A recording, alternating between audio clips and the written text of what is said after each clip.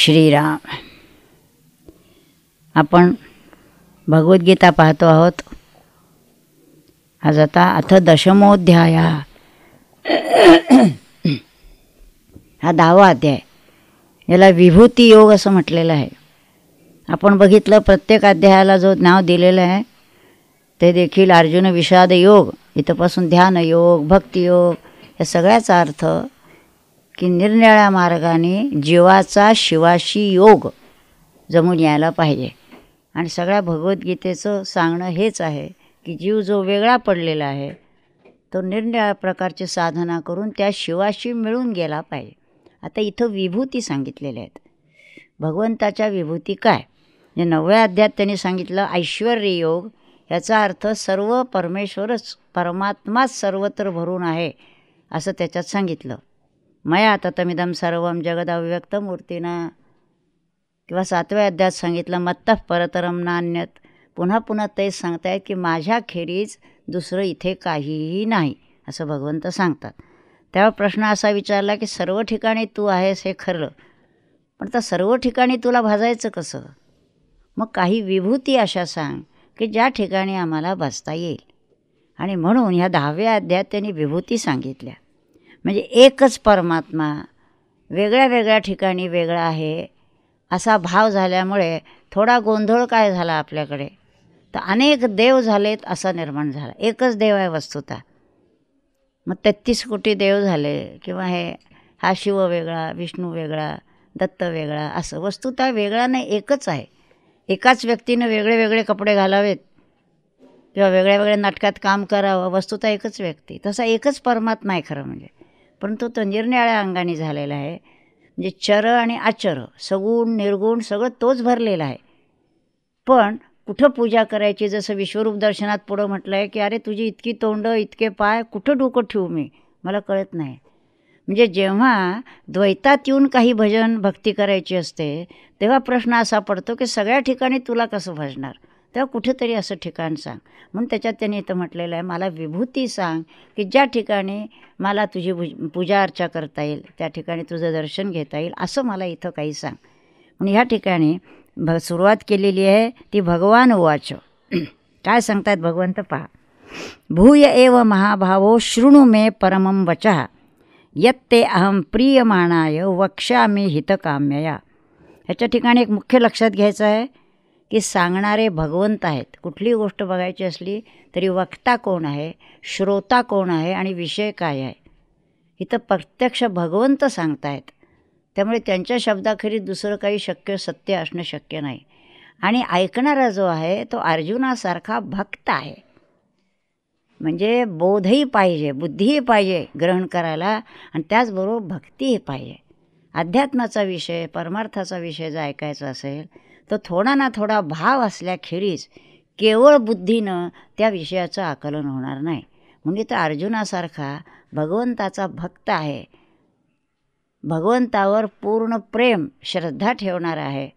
कारण पहिल्यांदा लक्षात आलेलं नाही म्हणून त्यांनी भगवंताला खूप शिकवलेलं आहे, उपदेश केलेला आहे की आपलं चुकत नाही का वगैरे, म्हणजे तुझं चुकत नाही का असं म्हणायचं होतं. पण हळूहळू त्याच्या लक्षात यायला लागलं आहे इतके अध्याय ऐकल्यानंतर की हे काही वेगळं आहे. म्हणून पुढे जर त्यांनी म्हटलं 11व्या अध्याय सखे ती मत्वा प्रसवम यदुक्तम. मी तुझ्याशी बरोबरीनं वागलो, माझं चुकलं आहे खरं, म्हणजे मला कळलं नाही तुझं महत्त्व काय आहे. मला वाटलं माझ्यासारखंच तू एक आहेस वाटतं, पण तसं नाही आहे, तू किती मोठा आहेस. आणि बहुधा हे कळत नाही. सद्गुरू संत हे सामान्य माणसाला कळत नाहीत, त्यामुळे त्यांना वाटतं आपल्यासारखेच हे आहे. आणि मग त्यांचं काय चुकतं आहे हे बघण्याकडे लक्ष असतं.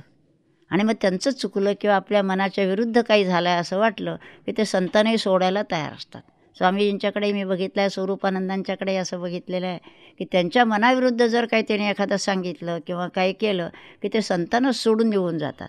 ह्याच्यामध्ये संतांचं काही बिघडत नाही, अकल्याण त्या व्यक्तीचं होतं. म्हणून पूर्ण श्रद्धा भक्ती असं ठेवूनच हे आपण ऐकून घ्यायला पाहिजे. तसं इथं भगवंत पुन्हा म्हणतायत भूय एव. पुन्हा पुन्हा तुला सांगतोय महाबाहो हे अर्जुना, शृणु मे परमं वचः. माझं हे बोलणं म्हणजे आपण जे बोलतो ना संसारातल्या गोष्टी असं नाही आहे. परमं वचः माझं जे बोलणं आहे ते परमामृत आहे. त्या शब्दांना विशेष महत्त्व आहे. श्रेष्ठ असे वचन मी बोलतो आहे. आणि पुन्हा भूय एव, मी पुन्हा पुन्हा का सांगतो आहे. आता विचार केला तर 9 अध्याय सांगून झाले. आता पुन्हा खरं म्हणजे काय सांगायचं आहे. दुसऱ्या अध्यायातच सगळं सांगून संपलं होतं. पण हा विषय पुन्हा पुन्हा सांगितल्याखेरीज कळत नाही.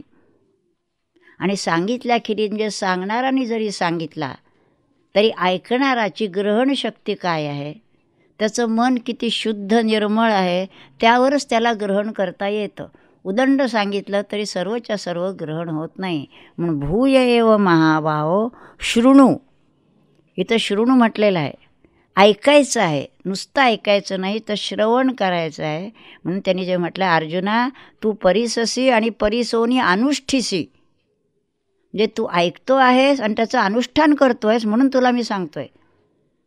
नुसतंच आपलं की ह्या कानाने ऐकलं त्या कानाने सोडून दिलं असं जर असेल तर सांगण्याचा अर्थ. म्हणजे तर शृणू म्हणताना श्रवण कर. यत ते अहम अहम वक्ष्यामी, मी तुला सांगतोय काय, प्रियमाणाय हितकाम्यया, तुझ्या हिताची इच्छा करणारा मी आहे आणि प्रिय आहेस तुम्हाला. कुणाला तरी सांगायचं नाही आहे. रस्त्यावरच्या माणसाला थांबवून आपण जर गीता सांगायला लागलो काही उपयोग नाही आहे.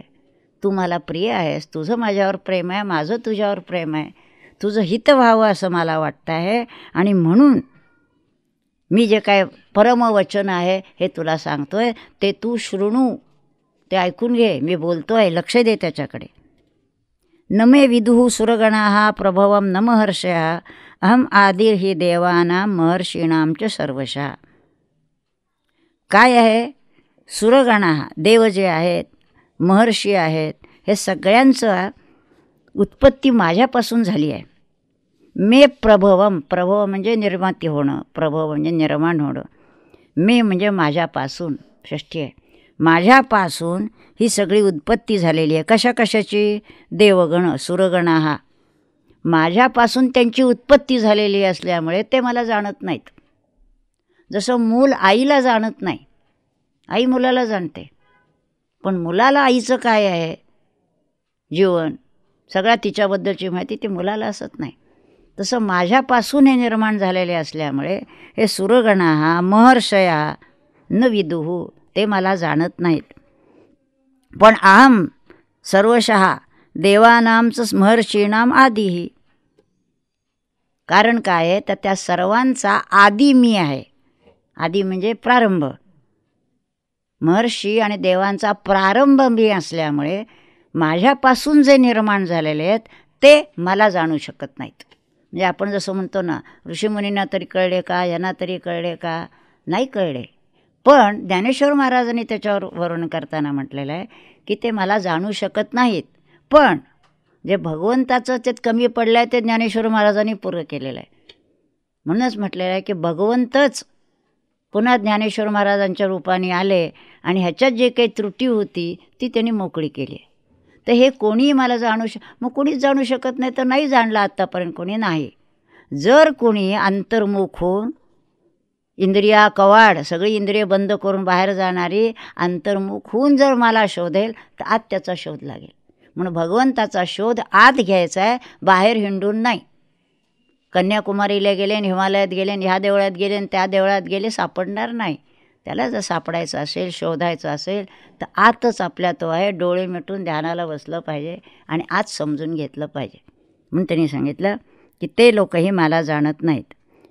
पण जे कोणी जाणतात, कोण जाणतात, कसे जाणतात, यो यहा माम अजम अनादिम च वेत्ती लोकमहेश्वरम असम्मूढः समर्थेषु सर्व पापैः प्रमुच्यते. असम्मूढः, मूढ, सम्मूढ, असम्मूढ, मूढाच्या बरोबर उलट अ लावला की नेहमी विरोधी अर्थ होतो. जे मूढ नाहीत, जे ज्ञानी समजून घेणार आहे ते काय समजतात, मला जाणतात, मी अजम अनादिम आणि लोक महेश्वरम वेत्ती. मी कसा आहे, अज आहे, मला जन्म नाही. आपण आपले ते जन्म करतो, गोपाळांचा, गोपाळकृष्णाचा, रामाचा जन्म वगैरे, म्हणजे ते जे अवतारी पुरुष आले त्याचे. पण मी जो आहे भगवान परमात्मा, मला जन्म नाही, मी आहेच आहे. म्हणून अजम अनादिम, माझ्या आधी कोणी नाही, मीच सगळ्यांचा आधी आहे. आणि लोक महेश्वरम, सर्व लोकांचं प्रतिपालन करणारा मीच आहे हे जो जाणतो, ह्याचा अर्थ भगवंताचं नेमकं स्वरूप तो कसा आहे? सर्वज्ञ आहे, सर्वसाक्षी आहे, सर्वशक्तिमान आहे, सर्व ठिकाणी भरून आहे, व्यापक आहे. हे माझं स्वरूप जो जाणतो तो सर्व पापही प्रमुच्यते, सर्व पापापासून तो मुक्त होतो. पाप कशामुळे होतं? भगवंताला न जाणण्यामुळे पाप होतं. ज्यांनी भगवंताला जाणलं त्याच्या ठिकाणी पाप पुण्य नाही, कारण ते ठिकाण असं आहे की त्या ठिकाणी कुठलंही द्वैत उद्भवतच नाही. मुळे त्यामुळे ज्यांनी भगवंताला जाणलं म्हणजे जसं ज्ञानी पुरुष झाला म्हणजे मग त्याच्या हातून काही जरी कर्म घडलं तरी ते पापात जमा होत नाही. म्हणून अर्जुनाला त्याने जे सांगितलं की युद्ध हे जे पाप तुला वाटतं आहे ते तू पूर्ण बोध करून घे आणि मग तुझं क्षत्रियाचं कर्म आहे ते तू कर, म्हणजे त्याच्यापासून पाप नाही. यस्य नाहंकृतो भावो बुद्धिर्यस्य न लिप्यते हत्वापि सैमान लोकान. सगळ्या जगाला जरी त्यांनी मारलं तरी ते पाप नाही, कारण ते जे मारणं आहे ते धर्माच्या रक्षणासाठी आहे, स्वार्थासाठी नाही. स्वार्थासाठी तुम्ही जर कोणाच्या तोंडात जरी मारलं तरी ते पाप आहे, पण जगाच्या कल्याणासाठी जे काही केलं जातं ते पापात जमा होत नाही. आणि ज्याला हा बोध असतो त्याच्या हातून कुठलंही कर्म स्वार्थाचं होत नाही. म्हणून सर्व पापही प्रमुच्यते. म्हणून लक्षात घ्यायचं, प्रत्येक ज्या गोष्टीचा अर्थ व्यवहारात वापरतात तो आणि भगवंतानी इथं केलेला आहे तो लक्षात घ्यायचं. आता पुढचा जो श्लोक आहे त्याच्यात त्यांनी सांगितलं आहे कुठं कुठं मी आहे, माझ्यापासून काय निर्माण झालं. बुद्धी, ज्ञानम, असम्मोहा, क्षमा, सत्यम, दमः, शमः, सुखम, दुःखम, भवो, अभावो, भयम च अभयम एव च. आणि पुढचा श्लोक जो आहे त्याच्यामध्ये अहिंसा, समता, तुष्टी, तपो, दानम, यशो, यशः, अयशः, भवन्ति भावा भूतानां मत्त एव पृथग्विधा. मत्त एव, माझ्यापासूनच, पंचमी आहे, माझ्यापासूनच हे पृथग्विध नाना प्रकारचे भाव निर्माण झालेले आहेत. कोणकोणते भाव निर्माण झाले हे बघा, बुद्धी, ज्ञान, समोह, क्षमा, सत्य, हे सगळे भाव निर्माण झाले. पण हे भाव माझ्यापासूनच निर्माण झाले, परंतु ते प्रकृतीत आल्यानंतर ते 3 प्रकारचे झाले, सात्विक, राजस आणि तामस. त्यामुळे त्यांनी जसं म्हटलं आहे तप जरी म्हटलं तरी सात्विक, राजस, तामस. दान जरी म्हटलं तरी सात्विक, राजस, तामस. म्हणजे ते जेव्हा मूळ स्वरूपातून खाली आले तेव्हा ते त्या प्रकृतीमध्ये सापडल्यावर त्रिगुणात आले.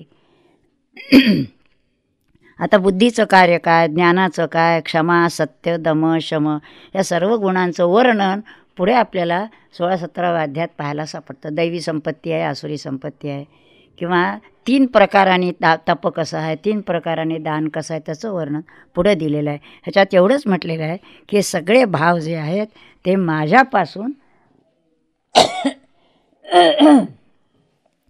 हे सगळे माझ्यापासून निर्माण झालेले आहेत. अहिंसा म्हटलं तर अहिंसेवर 100 ओव्या दिलेले आहेत 13व्या अध्यायात ज्ञानीपुरुषाची लक्षणं सांगताना. तुष्टीस, तपो, दानम, यशो, अयशः.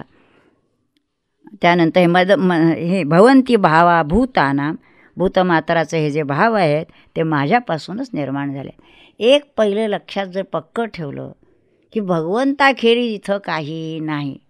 मूळ ठिकाणी गेलात की शुद्ध परमात्मा आहे, पण तिथून खाली आल्यानंतर साधं एक व्यवहारातलं उदाहरण घ्या, सहज सुचलं म्हणून सांगते. पावसाचं पाणी जेव्हा पडतं त्या वर अत्यंत शुद्ध असतं, ते जसं जसं खाली वातावरणात यायला लागतं तसं तसं वातावरणातले दूषित घटक त्याच्यामध्ये मिसळायला लागतात आणि जमिनीवर पडल्यानंतर तर आणखीनच दूषित होतं. तसं मूळ त्याचं जे काही ठिकाण आहे ते परम पवित्र आहे, पण ते जसं जसं खाली येतं तसं ते सात्विक, राजस, तामसामध्ये सापडायला लागतं आणि मग त्याप्रमाणे ते घडतं. आता पुढचं त्यांनी सांगितलं कशी काय निर्माण झालं ते सगळं भगवंत बोलतायत.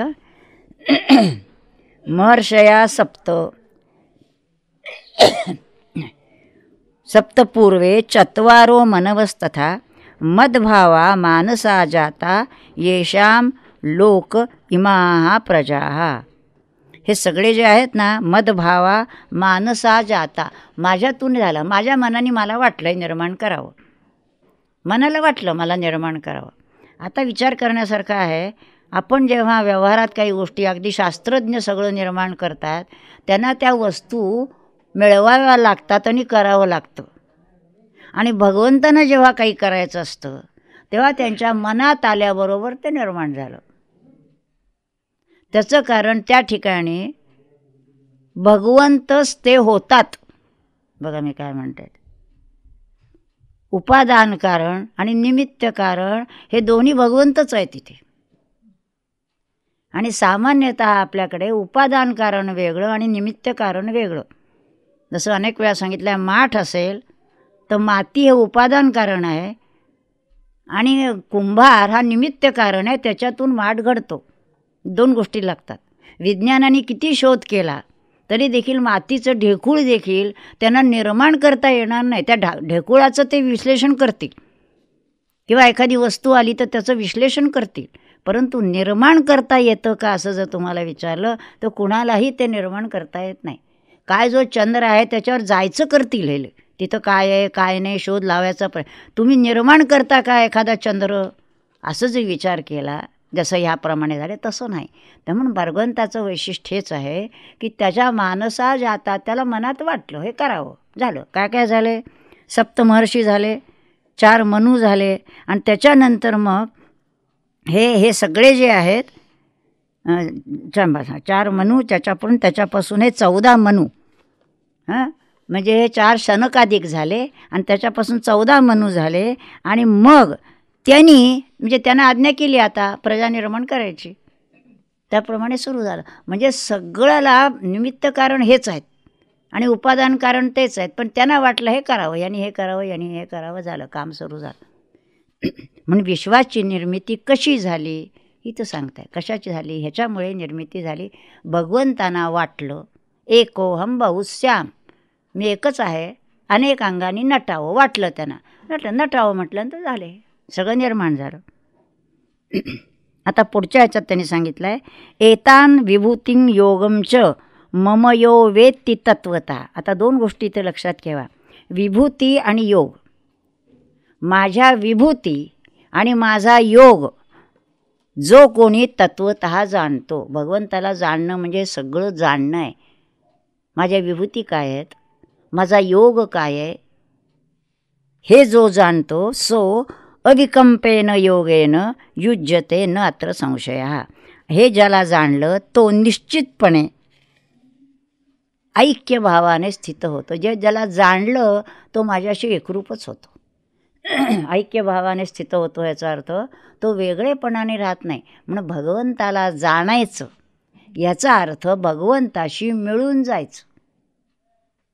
थेंबानी सागराला जाणायचं म्हणजे थेंबानी सागरात मिळून जायचं, मग तो जाणायचं. त्याला वेगळा राहून मी सागराचं माप घेतो असं जर म्हणायला लागला तर होणार नाही, त्याच्याशी मिळून जायचं आहे. आणि न अत्र संशय, हे जे मी सांगितलं ह्याच्यात संशय ठेवू नको, निश्चितपणे मी तुला हे सांगितलेलं आहे. म्हणून भगवंतानी जे सांगितलेलं ते निश्चित धरावं. विज्ञानाने शोध जरी घेतले तरी आज एक शोध लावतात आणि पुन्हा दुसरा शोध असतो काही दिवसांनी, की त्यावेळेला असं म्हटलं होतं, काय चंद्राभोवती सूर्याभोवती पृथ्वी फिरते का पृथ्वीभोवती सूर्य फिरतो, त्यावेळेला जे सांगितलं होतं त्याच्यापेक्षा आता वेगळंच शोध लागलं. ते असे शोध सारखे बदलत असतात.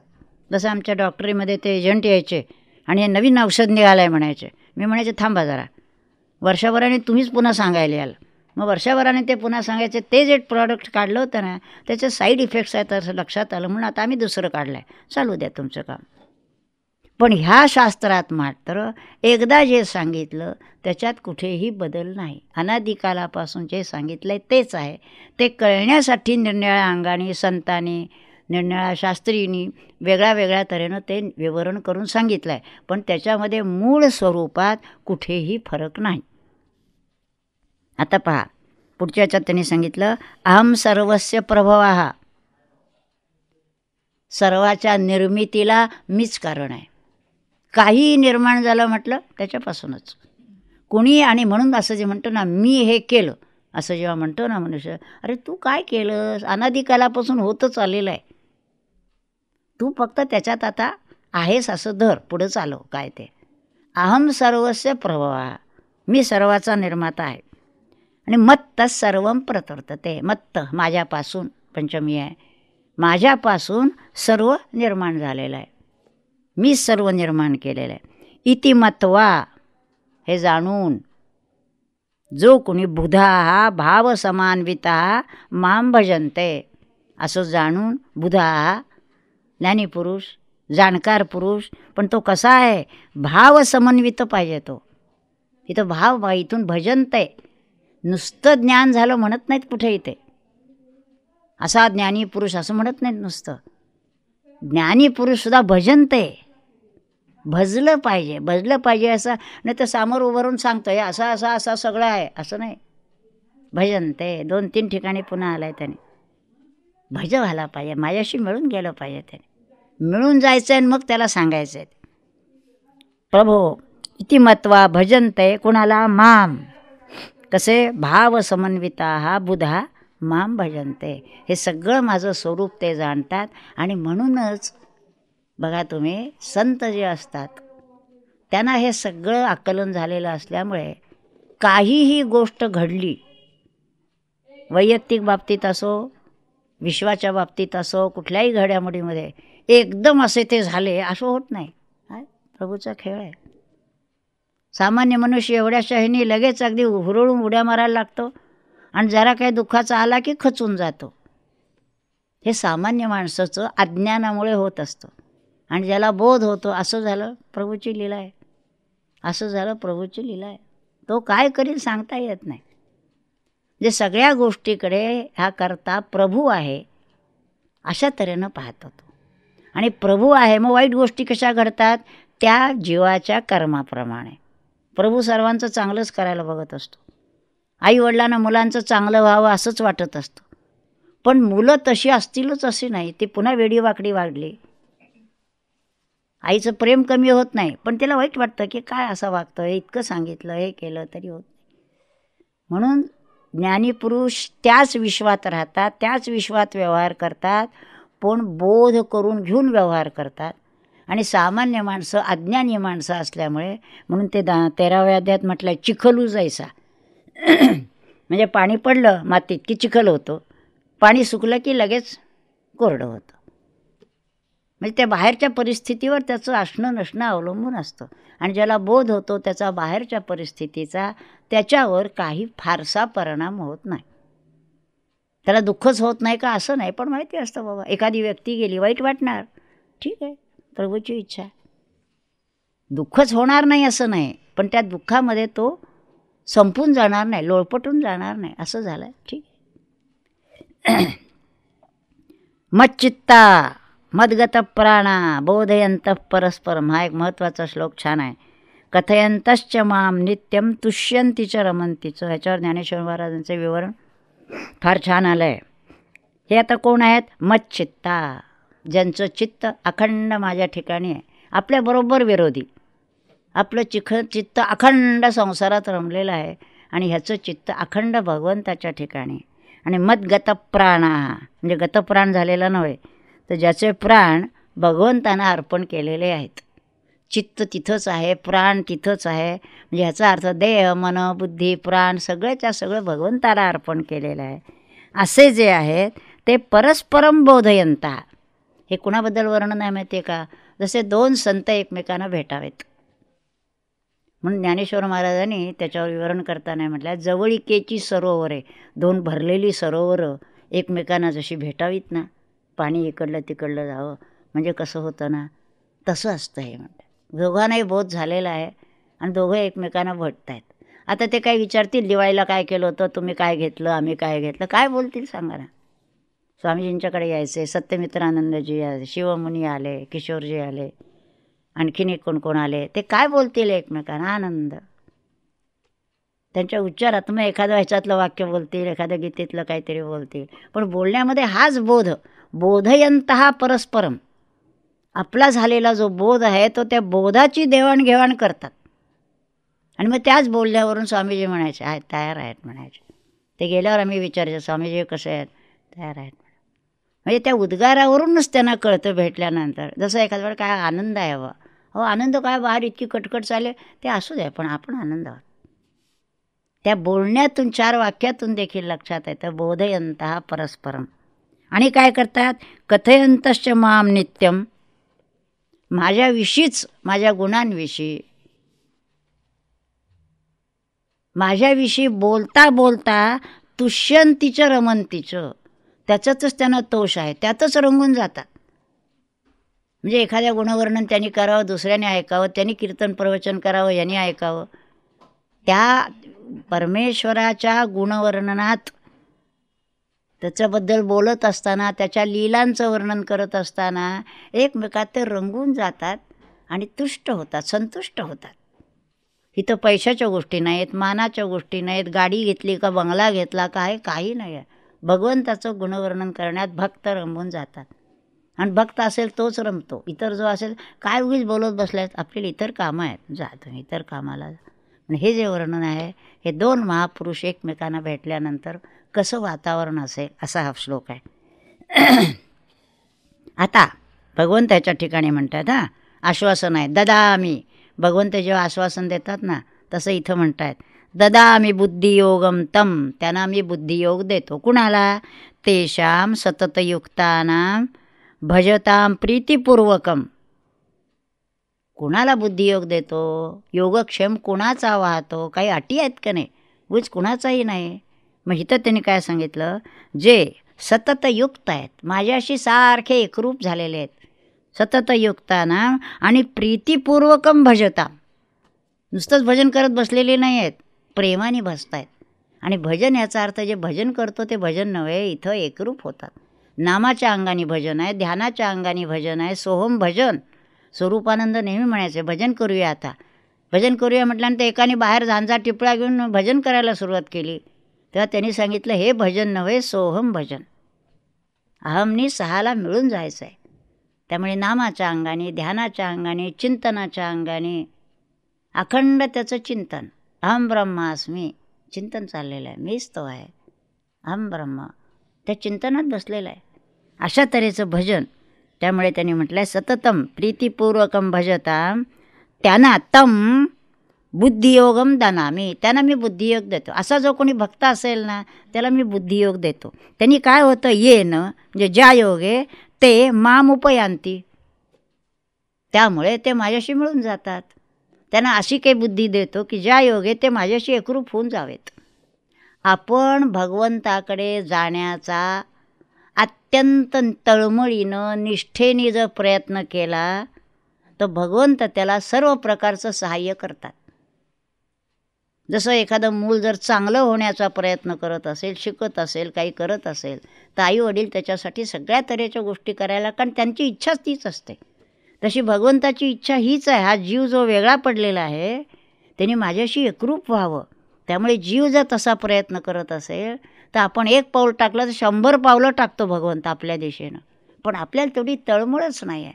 आपलं वाटतं बरं चाललं आहे, खातो आहे, पितो आहे, आपलं छान आहे, काय करायचं, भगवंत कशाला हवा आहे, आमच्या जीवनात भगवंताची गरजच काय, असं म्हणणारी मंडळी आहेत. भगवंताचं काय, त्याच्यावर आमचं काय अडत नाही, आमचं छान चाललेलं आहे. त्यालाच नास्तिकवाद ज्याला आपण म्हणतो, त्याला हरकत नाही आहे. तुम्ही भगवंताला भजत नाही, नका भजू. पण उद्या जर का काही तुमच्यावर आपत्ती आली तर मग शनीची पोथी वाचायला बसू नका, किंवा मग देवाकडे जाऊन तिथं हे मारायचे आणि ते ह्याला देवाला त्या पाण्यात बुडवून ठेवा, असलं काही करू नका. मग कायम त्याला नेहमी तोंड द्या धैर्याने. जे प्रसंग पडेल तो पडेल, होत नाही त्या ठिकाणी कच खातात. मग जे म्हणतात की मग ते त्या वेळेला हाका मारायची, मग आधीच त्याला धरून का नाही ठेवत तुम्ही, सारखं मागायला पाहिजे त्याच्याकडे असं काही नाही. पण त्याच्याशी तुम्ही जर प्रेम आणि श्रद्धा ठेवली तर मग तुम्हाला मागावंही लागत नाही, आपोआप येतं.